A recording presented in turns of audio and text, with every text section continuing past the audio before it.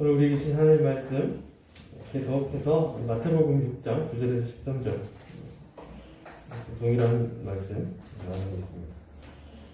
마태복음 6장 9절에서 13절 말씀 신약성경 8페이지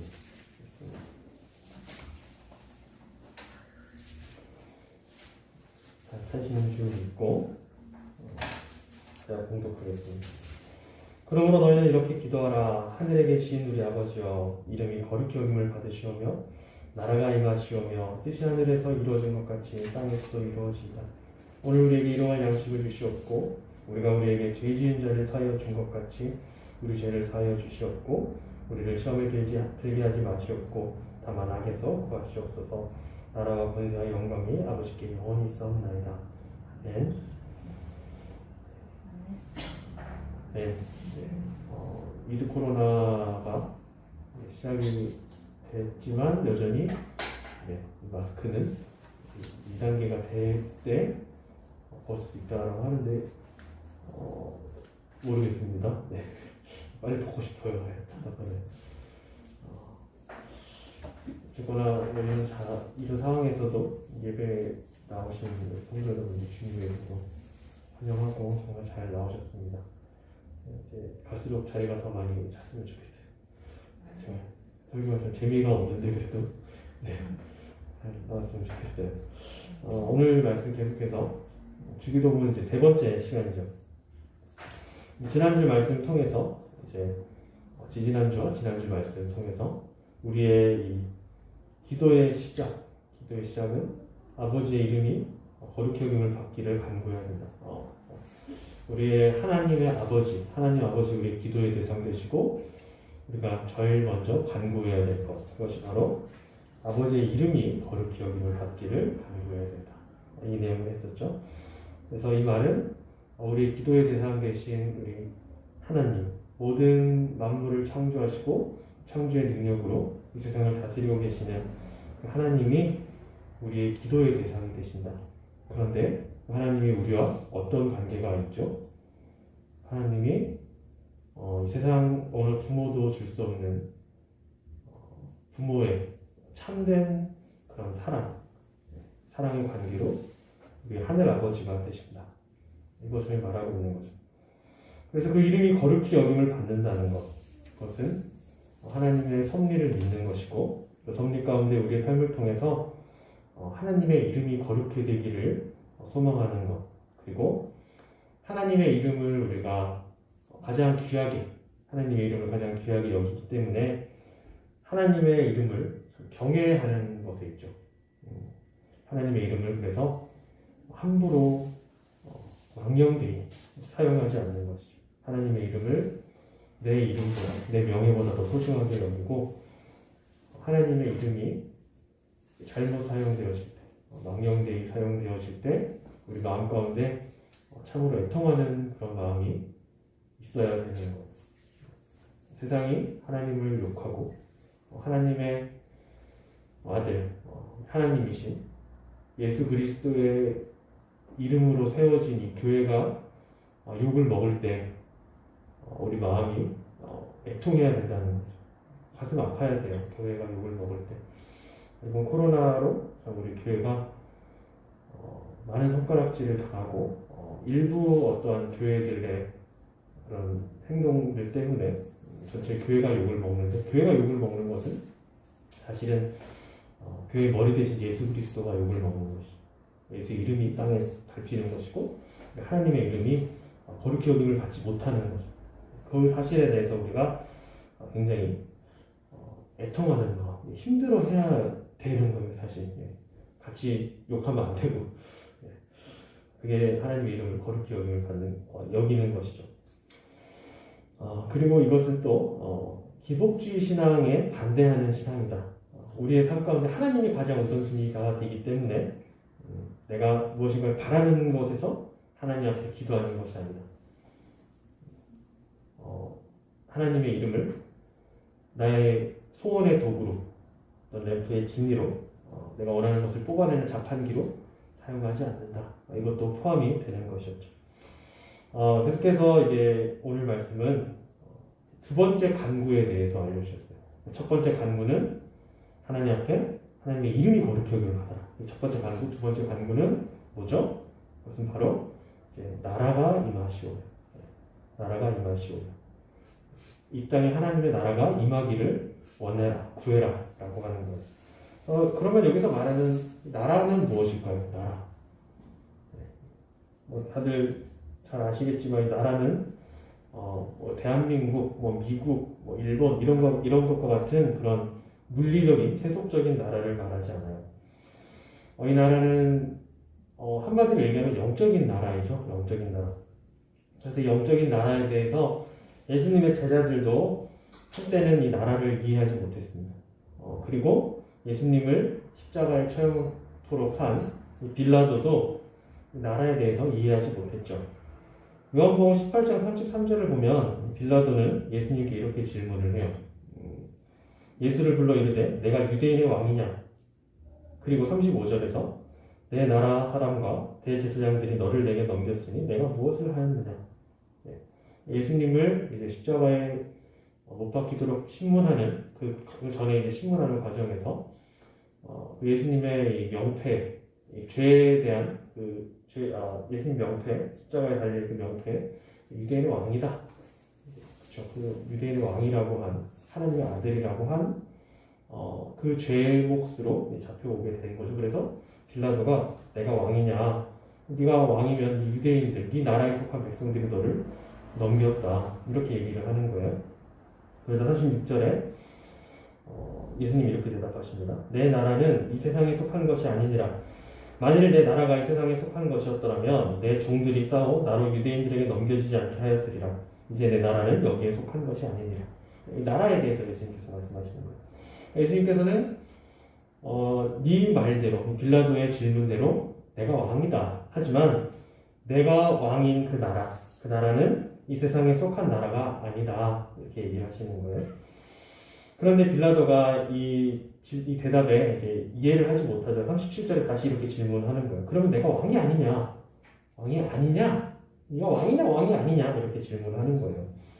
그러자 주님께서 이렇게 대답하시죠. 37절 계속해서 이 말씀에 내 말과 같이 내가 왕이니라. 내가 이를 위하여 태어났으며 이를 위하여 세상에 왔나니 곧 진리에 대하여 증언하려 함이로라. 무릇 진리에 속한 자는 내 음성을 듣느니라. 예수님의 나라는 세상에 속한 나라가 아니라는 거예요. 내가 속한, 우리가 속해 있는 이 대한민국 뭐 이런 국가가 예수님의 나라가 아니라 진리로 설명되는 나라다. 그러므로 이 빌라도는 진리에 속한 자가 아니므로 내 말을, 예수님의 말을 이해할 수 없다. 이렇게 얘기를 하시는 거예요. 진리에 속한 자는 예수님의 음성을 듣는다. 예수님의 나라를 볼 수 있고 예수님의 나라에 대해서 알 수 있다. 이 얘기를 하시는 거예요. 그러면 진리가 뭐죠? 진리. 변하지 않는 가치를 가진 진리죠. 성경이 이제 진리에 대해서 굉장히 많이 얘기를 하죠. 요한복음 8장 45절에서 47절 보면 이렇게 말씀하고 있어요. 내가 진리를 말함으로 너희가 나를 믿지 아니하는도다. 너희 중에 누가 나를 죄로 책잡겠느냐? 내가 진리를 말하는데도 어찌하여 나를 믿지 아니하느냐? 하나님께 속한 자는 하나님의 말씀을 듣나니 너희가 듣지 아니함은 하나님께 속하지 아니하였음이로라. 이 말씀은 유대인에게 예수님이 말씀을 하신 거예요. 근데 어떤 유대인이냐? 예수님을 이제 배척하는 유대인이죠. 이 유대인들이 이제 나중에 시간이 가서 예수님을 시기하고 질투하다가 십자가에 못 박게 한 그 유대인들에게 하신 말씀이에요. 그런데 그들에게 예수님 말씀하시기를 너희는 하나님께 속하지 않는 자들이다. 그래서 하나님께 속하지 않은 자들은 하나님 말씀을 듣지 않는다. 이렇게 얘기를 하는 거예요. 그러므로 이 진리라는 것이 무엇이냐? 바로 하나님 말씀이 진리라는 것이죠. 하나님의 말씀이 모든 것이 진리입니다. 그러므로 하나님의 말씀을 듣고 믿지 않는 자들, 그러니까 우리가 들을 수는 있지만 그 말씀을 듣고 실제로 우리 삶 가운데 이것을 믿는 것, 그리고 그 말씀대로 살아가는 것, 이 모든 것이 내가 그 말씀을 듣는다라고 하는 표현이에요. 단순히 그냥 귀로 들었다고 듣는 것이 아니라 듣고 그 말씀을 믿고 그 말씀을 이해하면서 실행하는 그 모든 것, 그것이 바로 말씀을 듣는다라고 할 수 있는데, 이 진리의 하나님 말씀을 듣지 않는 것, 그래서 하나님께 속하지 않은 자들이 되는 것. 이것은 우리가 이제 간단하게 설명을 하면 하나님 말씀이 우리에게 믿어지기 위해서는 우리 안에 뭐가 있어야 되죠? 우리 안에 기분이 어렵네요. 자, 우리가 하나님 말씀을 들었습니다. 이 말씀을 성경을 봤어요. 이게 진짜인지 가짜인지 우리가 어떻게 알아요? 네, 진짜 열심히 우리 거의 한 11개월을 10개월 넘게 공부를 했는데 네, 성령님이 계시니까 그렇잖아요. 이제 맞다 그렇다 이렇게 생각이 드시죠. 우리가 하나님께 속해 있기 때문에 우리가 성령의 내주하심이 우리 안에 있고 성령님이 함께 하시기 때문에 이 말씀을 봤을 때 우리가 마음으로 믿어지는 거잖아요.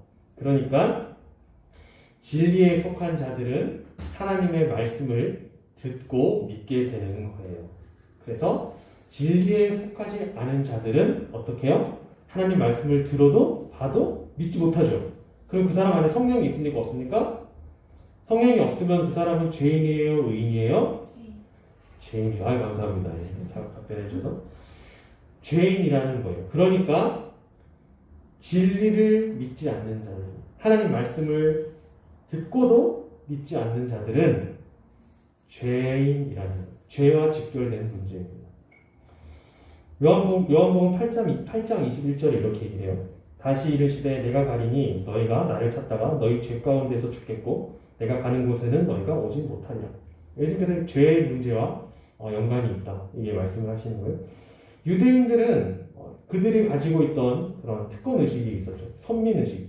그 가운데 계속 이 로마서의 말씀을 주일에 목사님 통해서 듣고 있는데 그들이 그 선민 의식 가지고 있었던 거, 율법이 있었다는 것이 율법이 하나님 말씀을 가지고 있었던 거예요. 그들이. 그래서 그들은 하나님 말씀을 통해서 이 성경을 통해서 오실 메시아를 계속 기대하고 있었어요. 그런데 어떻게 해요? 정작 그들이 기다렸던 이 오실 메시아이신 예수님의 말씀을 듣고도 말씀을 믿지 않은 것이죠. 그러므로 그들은 결국 계속해서 다른 어떤 그들의 믿음으로 가지고 있었던 다른 다윗과 같은 이 세상을 정복할, 다 뒤집어 엎어버릴, 그리고 유대인의 왕국을 만들 메시아를 계속 찾고 기다리다가 결국은 죄의 용서를 받지 못하고 예수님이 가시는 그곳, 낙원이죠. 천국이죠. 그곳으로 그들은 오지 못하게 될 것이다. 예수님이 지금 요한복음 8장 21절 말씀을 통해서 그렇게 말씀하십니다. 너희가 메시아를 찾고 찾지만 결국 못 찾고 결국은 너희는 죄 가운데서 죽을 것이다. 그리고 내가 가는 그 낙원에 너희는 함께 가지 못할 것이다. 지옥에 간다라는 것이죠.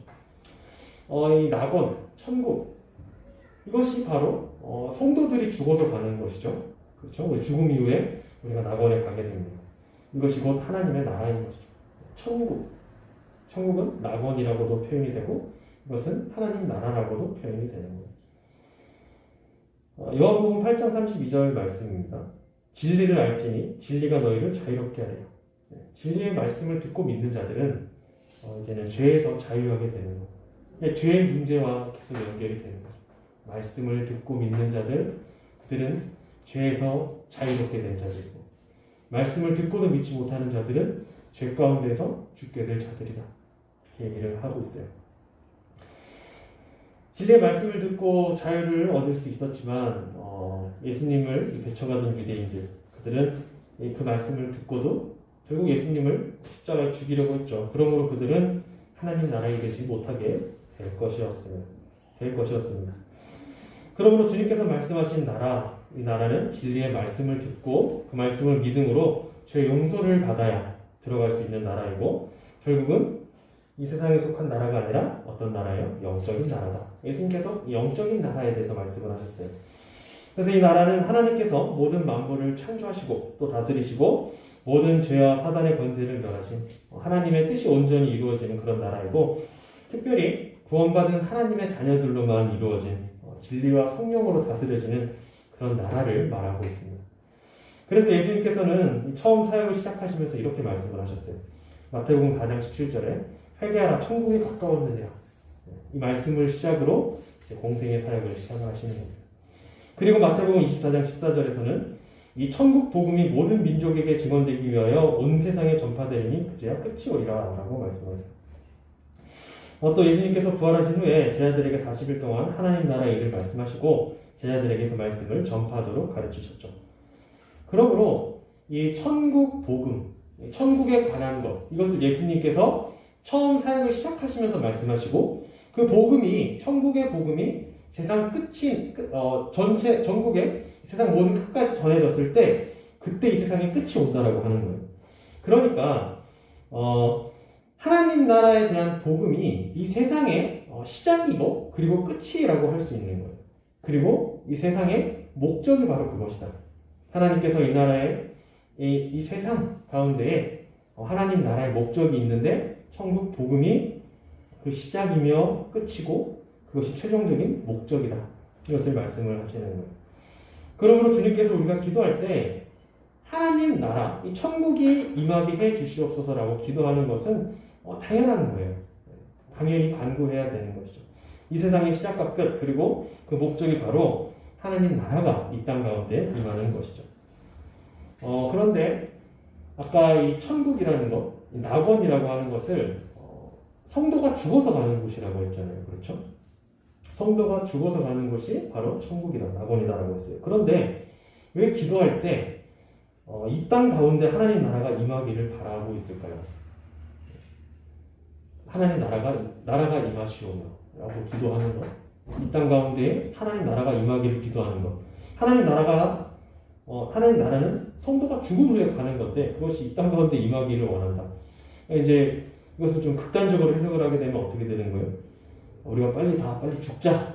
네, 빨리 죽어서 빨리 우리가 천국에 가자라고 뭐 해석이 될 수도 있을 것이고, 빨리 이 마지막 종말이 빨리 왔으면 좋겠다. 뭐 이렇게 기도할 수도 있을 것 같아요. 그래서 이런 부분이 충분히 어떠한 그 시한부 종말론의 신앙 그런 믿음을 가지고 있는 어떤 이단이나 그런 다른 이런 사이비에서 얼마든지 뭐 써먹을 수 있겠죠. 이렇게 해석을 해서 그런데 그런 물리적인 의미는 아닙니다.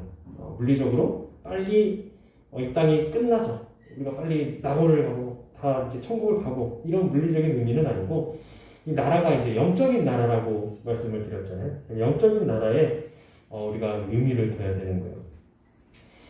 물리적으로 천국은 분명히 존재합니다. 그래서 우리가 죽어서 가는 곳이 분명 천국이고 그 하나님 나라인 것이고 언젠가 주님 다시 이 땅에 오실 그날 이 나라 이 모든 것이 새로워질 거예요. 새로워질 것입니다. 그래서 새하늘과 새 땅, 신천지 그 얘기 이제 우리가 원래 좋은 용어인데 뺏겼다고 말씀드렸잖아요. 기억나실지 안 나실지 모르겠는데 그것이 분명히 이 땅 가운데 새롭게 모든 것이 이루어질 것이지만 하지만 영적인 하나님 나라가 우리에게 임하기를 원하는 것, 그것은 진리의 말씀을 통해서 영적으로 우리 자신이 변화되어 온전히 하나님께 순종함으로 이루어지는 그런 나라, 우리 마음 가운데 세워지는, 우리의 삶 가운데 세워지는 영적인 그런 나라를 말하는 것입니다. 우리가 살아가는 목적이 무엇일까요? 우리의 살아가는 목적, 어떤 사람들은 먹기 위해 살기도 하고요. 그렇죠? 어떤 사람은 모르겠어요. 돈을 많이 벌기 위해서, 성공하기 위해서 그 삶의 목적을, 가치를 두고 높은 지위를 얻는다거나 또는 뭐 건강, 그리고 우리 자녀들이 내 삶의 목적이다. 자녀들이 좋은 직장 가는 것이 내 삶의 목적이다. 뭐 이렇게 생각하며 살 수도 있을 것 같아요. 하지만 그런 목적, 그런 가치는 이 세상 나라에 속한 것이라는 거예요. 그렇죠? 세상에서의 성공, 세상에서의 목적, 세상에서의 가치, 그것은 우리가 이 땅에서 잘 먹고 잘 사는 거에 있어요. 그게 바로 우리 세상에 속한 가치죠. 그런데 우리에게 하나님 나라가 임하게 도와주시옵소서. 영적인 의미, 우리 하나님 나라에 속한 자들이라는 거예요. 그러므로 하나님 말씀이 우리의 목적이 되어야 한다는 거예요. 진리만이 우리가 가지고 있는 최고의 가치가 되어야 된다. 그 진리를 소중하게 생각해야 된다. 하나님 나라의 이 복음이 처음과 끝이고 그 복음이 전파되는 것이 역사의 목적이라는 거예요. 그 목적을 위해서 우리가 지음받은 거고 그렇게 하나님 나라의 백성으로 우리는 부름받았습니다. 그러므로 하나님 나라가 우리에게 임하기를 원하는 것, 그것은 세상의 가치와 목적에 의해서 통치받는 것이 아니라 하나님 말씀으로 다스림받기를 소망하고 말씀으로 살아가기를 원한다라는 의미를 가지고 있어요. 이 하이델베르크 요리문답 123문에는 하나님 나라가 임하시길 기도하는 것을 좀 더 구체적으로 설명을 하고 있는데요. 이 부분이 이제 좀 더 구체적으로 잘 설명을 하고 있는데 제가 읽어드리겠습니다. 우리들이 더욱더 하나님께 순종하여 가도록 말씀과 성령으로 우리를 다스려 주시기를 간구합니다. 하나님의 교회를 보존하시고 흥왕하게 하시고 하나님 나라가 완성이 되어 하나님께서 만유의 주가 되시기를 마귀의 일들과 스스로 높이어 하나님을 대적하는 모든 세력들과 하나님의 거룩한 말씀에 대항하는 모든 사악한 것들을 멸하시기를 간구합니다. 하나님 나라가 임하기를 원하는 것은 하나님 나라가 우리 영적으로 임하는 것 첫 번째 의미가 있고, 이 하이델베르크 요리문답에는 더 확장해서 이 교회의 보존과 흥왕을 얘기하고, 그리고 모든 사악한 그런 무리들, 사탄 마귀의 세력들을 완전히 멸하시기를 간구하는 것까지 포함된다라고 얘기를 하는 거예요. 그러면 이제 이 하나님 나라와 교회가 무슨 상관이 있는가? 하나님 나라가 임하기를 원하는데 그것에 교회를 연관 짓는가? 그것은 여기 이 땅에 처음 우리 주님께서 교회를 세우셨을 때의 모습을 보면 알 수가 있어요. 초대교회 탄생, 오순절 강림 사건을 통해서 초대교회가 탄생을 하게 됩니다. 그리고 그 교회의 모습을 보면은 사도행전 2장 42절에서 47절 말씀에 잘 나타나 있는데, 이것을 요약하면 사도의 가르침을 받아서 말씀을 듣고 더욱더 기도하고 모이기를 힘쓰고 탐욕을 버리고 마음을 같이해서 서로 사랑하고 물건을 통용하고 하나님을 찬양하고 그로 말미암아 온 백성에게 칭송을 받습니다. 모든 백성, 믿지 않는 자들에게도 칭송을 받아요. 그래서 날마다 구원받는 사람들이 더하여졌다 이렇게 얘기를 하고 있어요. 하나님 나라의 통치를 받는 공동체의 삶, 그것이 바로 초대 교회의 모습에 나타나는 거죠. 하나님 나라가 임한 공동체, 하나님 나라가 임한 우리의 삶의 모습은 말씀을 가까이 하고 기도하는 삶을 살고 탐심을 버리고 서로 사랑해서 하나님을 찬양하는 공동체, 그리고 우리의 삶을 통해서 믿지 않는 자들이 하나님 나라를 바라보도록 하는 것, 그게 하나님 나라의 통치를 받는 자들의 삶이라는 거예요. 이제 우리 자신을 돌아보면 하나님 나라의 통치를 받고 있는 거예요. 하나님 나라가 내 가운데 임해서 내가 그 말씀의 통치를 받고 말씀대로 살아가고 있는가, 이거 좀 생각해 보게 되는 것이죠. 말씀을 얼마나 가까이 하고 있는가, 이런 말씀하면서 저도 좀 부끄럽네요. 얼마나 기도를 하고 있는가, 우리가 얼마나 하나님을 찬양하고 있는가, 우리가 모인 공동체에 우리가 정말로 서로를 사랑하고 있는가, 그리고 우리의 삶의 모습, 우리 교회 공동체의 모습을 통해서 우리가 칭찬을 받아야 되는 거죠. 그래서 믿지 않는 자들에게 정말 하나님 말씀으로 본을 보이고 있는가, 그걸 이제 스스로 우리가 생각하면서 회개해야 될 것 같아요. 저부터 우리가 이제 생각을 해봐야 될 것 같습니다. 또한 이 마귀와 사악한 세력을 멸하시기를 간구하는 것도 포함된다. 이것도 역시 교회와 연관되어져 있습니다. 하나님께서는 교회를 세우신 목적에 마귀의 세력과 영적인 전쟁을 계속 하도록 교회를 세우셨어요. 그리고 그 과정을 통해서 교회가 성장하도록 하셨어요. 사도행전 20장 28절에서 30절 보면 바울이 이렇게 말합니다. 여러분은 자기를 위하여 또는 온 양떼를 위하여 삼가라. 성령이 그들 가운데 여러분을 감독자로 삼고 하나님이 자기 피로 사신 교회를 보살피게 하셨느니라. 내가 떠난 후에 사나운 이리가 여러분들에게 들어와서 그 양떼를 아끼지 아니하며 또한 여러분 중에서도 제자들을 끌어 자기를 따르게 하려고 어그러진 말을 하는 사람들이 일어날 줄을 내가 아노라.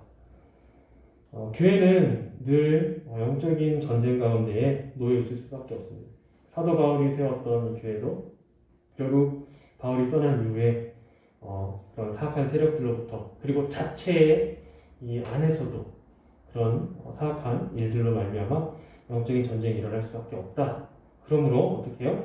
이 말씀의 대상인 교회의 목사들과 장로들에게 꼭 목사 장로들뿐만 아니라 권사님들 다 포함이 되는 거예요. 그 가운데 영적인 전쟁을 준비해라 라고 당부를 하던 거죠. 영적인 전쟁이 교회 가운데 늘 있지만 하지만 마귀는 결코 교회를 무너뜨리지 못합니다. 요한일서 3장 8절 이렇게 말합니다. 죄를 짓는 자는 마귀에게 속하나니 마귀는 처음부터 범죄함이라. 하나님의 아들이 나타나신 것은 마귀의 일을 멸하려 하심이라. 그리고 마태복음 16장 18절에 19절 말씀. 또 내가 내게 이르노니 너는 베드로라. 내가 이 반석 위에 내 교회를 세우리니 음부의 권세가 이기지 못하리라. 내가 천국 열쇠를 내게 주리니 내가 땅에서 무엇이든지 내면 하늘에서도 내릴 것이요 내가 땅에서 무엇이든지 풀면 하늘에서도 풀리리라. 여기서 천국 열쇠는요, 교회에 맡겨진 예수님의 복음을 말합니다. 이것을 이제 카톨릭에서는 베드로가 천국의 열쇠를 받았기 때문에 베드로가 이 천국 열쇠, 천국의 문지기라고 얘기를 하기도 해요. 그래서 성화를 보면 베드로가 열쇠를 들고 있고 막 그렇게 하는데 이제 성경을 바르게 해석하지 못한 것이죠. 그래서 이 천국 열쇠는 교회에 맡겨진 예수님의 복음을 말합니다. 곧 교회를 통해 주어진 복음을 믿고 순종하는 자들에게 천국이 열릴 것이다. 교회를 통해 복음에 순종하는 자들에게 천국이 열릴 것이고 그 말씀을 거부하는 자들에게는 천국이 닫힐 것이다. 이것을 얘기하는 거예요. 그리고 그 교회는 예수님의 반석 위에 세워졌습니다. 그러므로 결코 악한 마귀의 세력은 교회를 무너뜨릴 수 없습니다. 그렇게 주님께서 약속하시고 이미 승리하신 거예요. 로마서 16장 20절 말씀. 평강의 하나님께서 속히 사탄을 너희 발 아래에서 상하게 하시리라. 우리 주 예수의 은혜가 너희에게 있을지어다. 하나님 나라가 우리에게 임함으로 우리는 영적인 전쟁에서 승리할 수 있게 되는 것입니다. 근데 현실을 보면 아까 말씀했던 것처럼 우리의 모습들, 하나님 나라가 임했다라고 한 우리의 삶의 모습을 보면 참 연약함이 많은 것이죠. 우리 교회도 마찬가지입니다. 참 연약함이 많이 보이는 곳이 바로 교회예요. 그래서 교회가 욕을 많이 먹게 되고 우리가 성도라고 하면서도 성도의 삶을 살아가지 못하는, 하나님 자녀의 삶을 살아가지 못하는 그런 모습들이 많이 있죠. 그 이유가 무엇인가? 그것은 교회와 우리는 이 땅에 물질적으로 존재하고 있지만 하나님 나라는 눈에 보이지 않는 영적인 나라이기 때문입니다. 우리 눈에 보이는 이런 연약함, 그것은 다 물질의 세상에 속한 것이고 하지만 우리 안에 영적인 것은 이미 승리한 거예요. 로마서 8장 22절에서 23절 이렇게 말합니다. 피조물이 다 이제까지 함께 탄식하며 함께 고통을 겪고 있는 것을 우리가 아느니라. 그뿐 아니라 또한 우리 곧 성령의 처음 익은 열매를 받은 우리까지도 속으로 탄식하여 양자될 것 곧 우리 몸의 성령을 기다리느니라. 교회와 우리는 이미 하나님 나라의 통치를 받고 있습니다. 하지만 이 하나님의 나라가 완성되는 것, 그때는 아직 이 땅에 오지 않은 거예요. 그래서 모든 피조물들이, 그리고 우리도 이 하나님의 속량하심을 계속해서 고대하고 기다리고 있는 거예요. 그래서 우리의 하나님 나라가 임하는 간구에 또 한 가지 포함되어질 것은 우리가 완전하여질 때, 바로 교회가 완전해질 그날, 예수님 다시 오실 그때를 우리가 기다리면서 기도해야 된다라는 것이죠. 그 가운데 계속 연약하고 쓰러지고 넘어지겠지만 그래도 우리에게 주어진 승리의 약속을 믿으며 영적인 하나님 나라가 우리의 삶 가운데, 우리의 교회 가운데 늘 임하도록 간구하며 그 나라의 목적인 복음을 위하여 살아가는 것, 그것이 주님께서 우리에게 말씀하신 하나님 나라가 임하시기를 위한 간구인 것입니다. 우리에겐 이미 진리의 말씀이 주어졌습니다. 그 진리가 우리를 죄와 사망에서 자유하게 했고 이제는 하나님 나라의 통치를 받으며 살아가는 하나님 나라의 백성이 되었습니다. 하나님 나라의 통치는 교회를 통해서 나타납니다. 초대교회 모습처럼 말씀을 듣고 기도하고 탐심을 버리고 서로 사랑하고 하나님을 찬양하는 우리가 되어야 합니다. 그것이 우리가 교회에 모인 목적입니다. 그리고 우리의 모습을 통해 믿지 않는 자들에게 복음이 전파되는 삶을 살아야 됩니다. 진리에 속하지 않은 자들이 진리를 바라보면서 사모하도록 하는 것, 그것이 하나님 나라의 통치를 받은 우리 삶의 목적이고 하나님 나라의 역사의 목적인 것입니다. 하지만 분명 사악한 세력인 사탄 마귀는 우리와 교회를 또 넘어뜨리려고 할 것입니다. 하지만 예수님께서는 그 모든 영적인 전쟁에서 승리하셨습니다. 결코 악한 세력은 교회를 넘어뜨리지 못합니다. 이미 우리 주님께서 승리하셨기 때문입니다. 고린도전서 5장 24절에서 26절 이렇게 말합니다. 그 후에는 마지막이니 그가 모든 통치와 모든 권세와 능력을 멸하시고 나라를 아버지 하나님께 바칠 때라. 그가 모든 원수를 그 발 아래에 둘 때까지 반드시 왕노릇 하시리니 맨 나중에 멸망받을 원수는 사망입니다. 함께 교회 공동체로 모인 우리 성도 여러분들, 하나님 나라가 임하시길 간구하시길 바랍니다. 그리고 하나님 나라의 통치를 받는 우리 모든 성도들, 우리 모든 교회가 되어서 늘 영적인 전쟁에서 승리할 수 있기를 소망합니다. 또한 하나님 나라가 임하기를 원하는 기도 가운데 우리의 삶을 통해서 우리의 믿지 않는 가족들, 우리 믿지 않는 주변 사람들이 우리의 삶을 통해서 하나님 나라의 통치가 어떠한 것인가 이것을 우리가 우리 삶을 통해 충분히 드러낼 수 있기를 원합니다. 그래서 우리의 삶을 통해 복음이 전파되고 그들이 하나님 품으로 돌아오는 그런 은혜의 삶을 살아가는 우리 모두가 되길 주님의 이름으로 소망합니다. 네, 기도하겠습니다. 하나님 감사합니다. 오늘도 우리에게 은혜 주셔서 오늘 하루를 살아가게 하시고 또 이 수요일 밤 피곤한 몸을 이끌고 예배당에 나와 하나님 앞에 기도하며 말씀 듣고 찬양하게 하심을 감사합니다. 이 모든 것이 가능한 것은 우리가 하나님 나라의 통치를 받는 하나님 나라의 백성이기 때문임을 믿습니다. 우리 교회 공동체가 하나님 나라의 통치를, 하나님 나라가 임한 그런 공동체임을 또한 믿습니다. 우리의 삶을 통하여, 우리 교회를 통하여 하나님께서 우리에게 말씀하신 복음, 천국 복음이 전파되기를 소망하고 우리 삶을 통하여 믿지 않는 자들이, 우리 교회를 통하여 믿지 않는 자들이 하나님 나라를 사모해서 이 자리에 다시 나와 하나님 앞에 예배할 수 있는 그런 역사, 그런 은혜가 있기를 소망합니다. 하나님 은혜 주시고 함께 해주시옵소서. 모든 것들 예수님의 이름으로 기도합니다. 네.